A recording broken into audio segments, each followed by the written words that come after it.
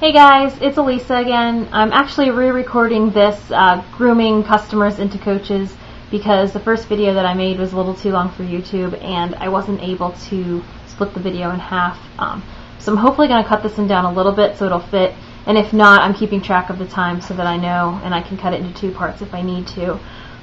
So grooming customers into coaches, it was presented by David Ingram and Megan, I can't pronounce her last name, Wizakowski.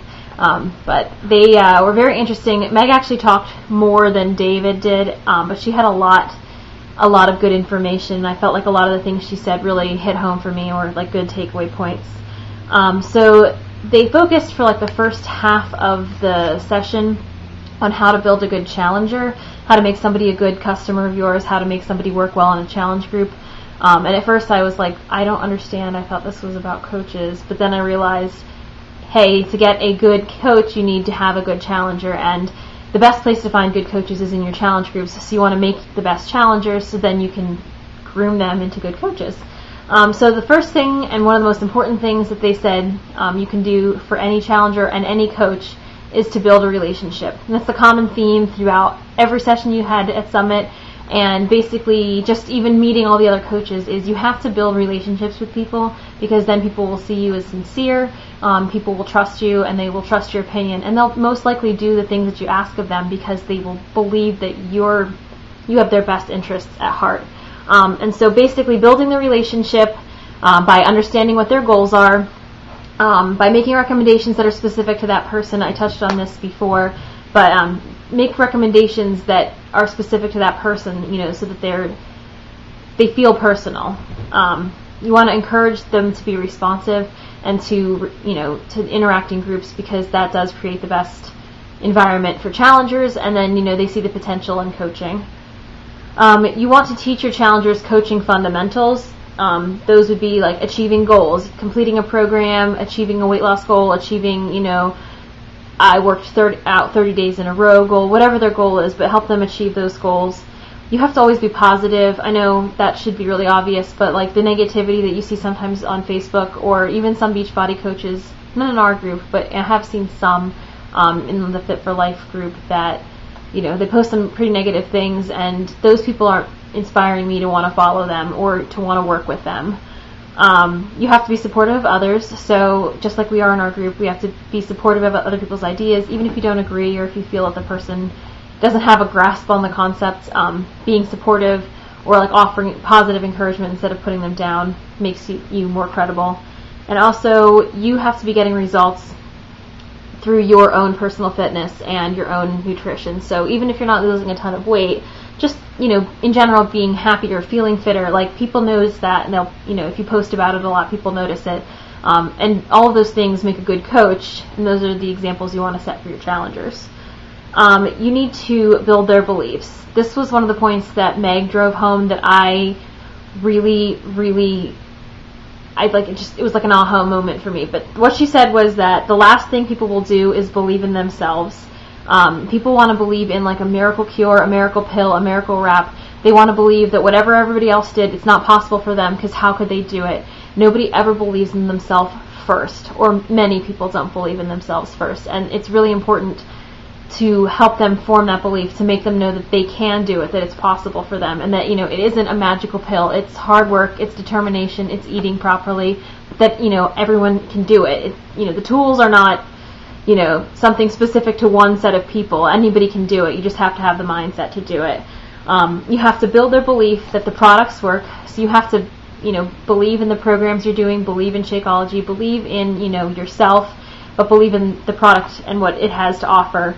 You need to believe, have them believe in you as their coach. So again, if they see that you're positive, that you're posting, helpful things, that you're encouraging people, and that you're sincere, they'll have more trust in you, and they'll believe in you and your coaching experience. Build their belief in the company. If you were at Summit, you got to see Isabella Deichler talk about Shakeology and how passionate she is about it, and just how passionate in general she is about nutrition, and how she basically got offended when Carl asked her if they would ever take a profit hike so that they could cut corners on Shakeology, or take something out of Shakeology to make it a little bit cheaper for them so they could make more money. and she was pretty much offended. And it was very interesting to see how passionate she is about it. It's nice to know that they care that much about their product. And you need to let the challengers and people that are around you know how much Beachbody cares, because they really do. I mean, they spared no expense at Summit, and they do offer us a lot of incentives because they care about what we're doing. They care about ending the trend. And you also have to build their belief in the coaching opportunity. So making people aware of how much of an impact it's had on you, or how great that impact has been. Meg talked about setting up lines of communication. Scotty Hobbs has talked about this a little bit, and how he does his day, and he has his 10 priorities, and he goes through the list, and he never does something before something else. He's always proactive versus reactive. Meg actually talked about establishing a method of contact where you can easily be reached to your challengers and to your fellow coaches, and that involves setting a time of day that is like your business hours. So letting your coaches and letting other challengers know that you're going to be available to them every day from 8 a.m. until 4 p.m. And you'll answer any questions they have. You'll get back to them as soon as you can. And then from between 4 p.m. to 9 p.m., you're not going to be available because that's family time, that's homework time, dinner time, whatever. And then, after 9 p.m. when the kids go to bed or whatever, you'll be available again for an hour or two, sporadically you'll check in. But keeping that line of communication open so they know when to reach you. She actually mentioned that sometimes thinking that you're responding too quickly or you're too eager is a negative, and I know we all felt that way. Should I give it some time? Should I make them think that I'm not waiting for them to reply at my computer? But she said she's actually lost business because she thought she would wait a day or two, and when she finally got back to the person, they said, "Oh, I talked to another coach, or I signed with another coach because I just thought you weren't interested."